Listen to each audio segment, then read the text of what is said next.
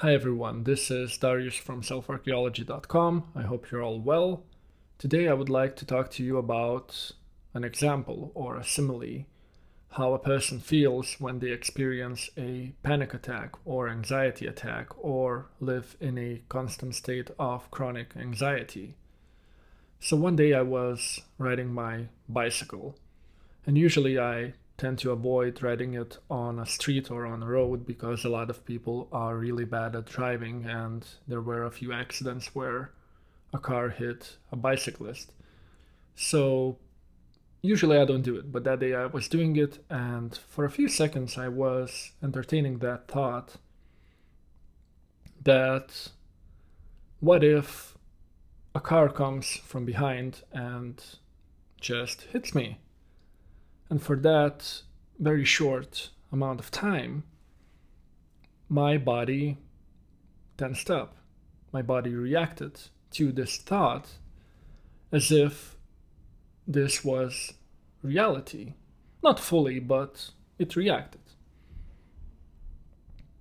So, if you imagine something, for example, a tasty meal, if you really use your imagination and imagine a tasty meal, your mouth might salivate. In other words, real for us is what we think is real.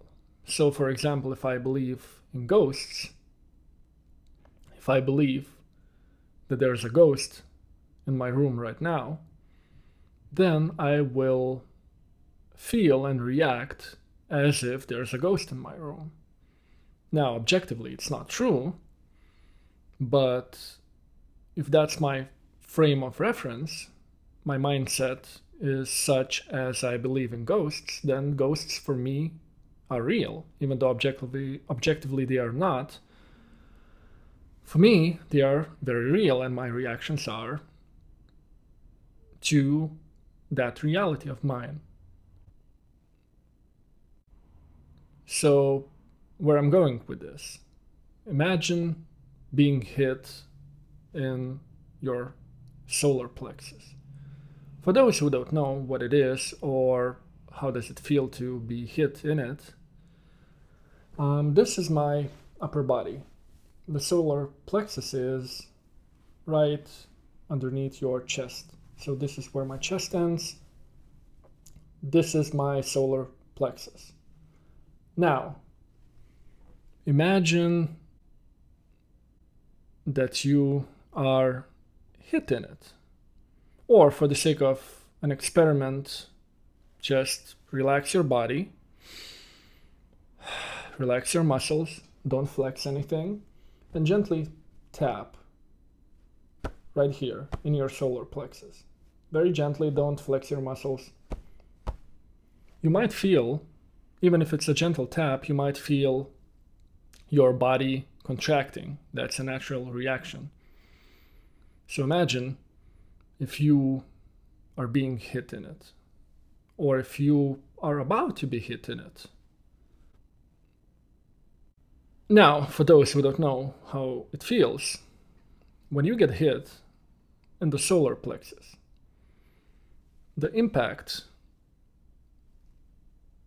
affects your nerves, and as a result of that, your diaphragm and other organs that are around it, around your solar plexus, contract. So mainly your diaphragm contracts, and that's why you feel that very quick shortness of breath. Normally, when you breathe, your diaphragm contracts and then relaxes. When you get hit, it contracts and stays like that until your body feels it's okay to relax, when it's ready to relax. So if you get hit hard enough, you might stay in that state of contraction for a while. It might take you a few minutes to go back to being able to breathe. You won't be able to breathe for a minute or so if you get hit hard enough.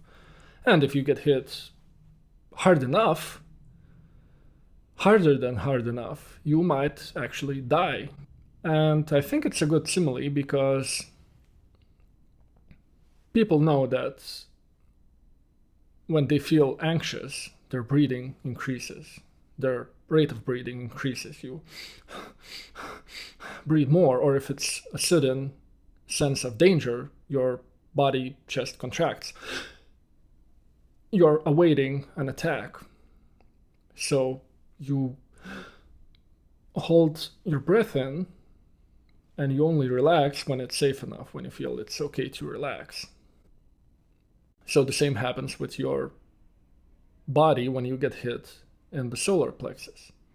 Your diaphragm contracts. So this is how a lot of people feel when they experience anxiety. Your body is very tense, your shoulders, your neck, your abdominal muscles. Because one way to avoid or to minimize impact when you get hit in the solar plexus is to flex your abdominal muscles, your abs. It happens naturally, but if you are trained in martial arts or self-defense, you know that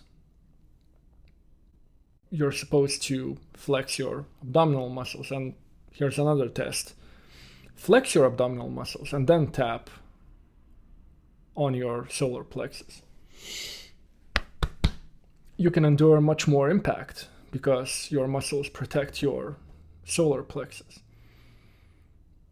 So to avoid impact, your body contracts.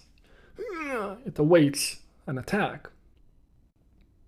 And to avoid more impact, it contracts. So now imagine being hit, about to be hit. I'll expand on that later. Imagine about to be hit by Brock Lesnar, for example. Some of you may know him. He's a professional fighter. He hurts people for a living, or pretends to hurt people for a living in WWE, or actually hurts people for a living in UFC. You can Google a picture of him where he flexes his steroids and imagine his huge arm. He's 285, I think, pounds of pure muscle. And he can hurt you really badly. So if he hit me, for example, I would probably go back, hit the wall, and then die. So imagine his huge pan-like fist going towards your solar plexus. If your imagination is strong enough, you will feel your body contracting. Your abdominal muscles, your shoulders, your neck, everything stops, and you try to protect yourself. And this is very excruciating and very exhausting. Now, people who suffer from chronic anxiety or who experience anxiety attacks, that's how they often feel. Not always, not all the time, but this tension and this waiting for imminent danger, just feeling that, for example, Brock Lesnar can hit you in the solar plexus or in the back of your head or anywhere. This is imminent and you don't know when this will happen. You have to be prepared for it. So to prepare for it means being tense, so you have to be tense all the time. And this requires a lot of resources, bodily resources, like energy and just focus, your brain resources, your mind resources. You're thinking about that, you're not thinking about anything else, so you're dividing your focus or mainly focusing on this imminent danger. Sometimes it's not even clear what it is, but that's how you feel, that something really bad will happen to you or may happen to you. And you concentrate on that because you want to eliminate that danger. You want to solve the situation somehow. And since oftentimes it's very complex, it happened in the past, something terrible happened, usually it was something chronic, not just one-time thing.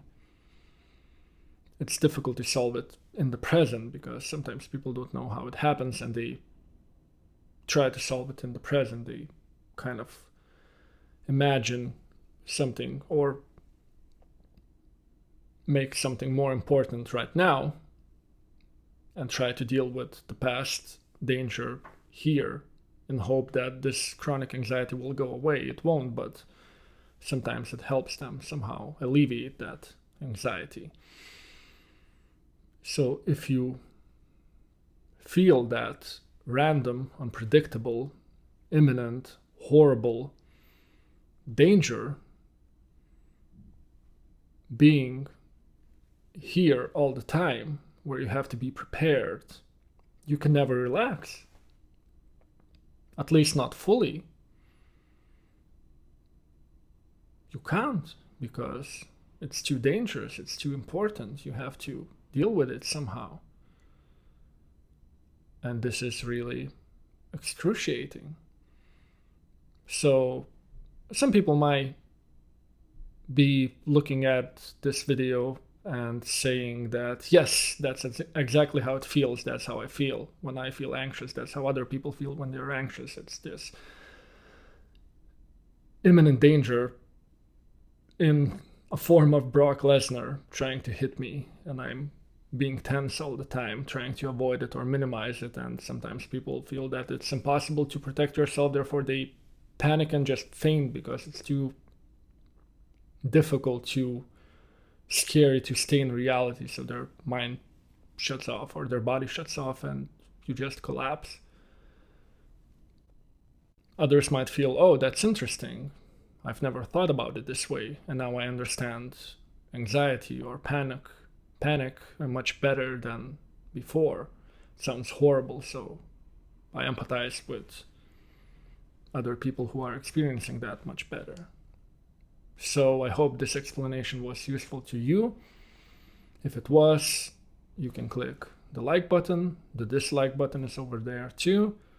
If you really liked it, you can share it with others who may find some value in it.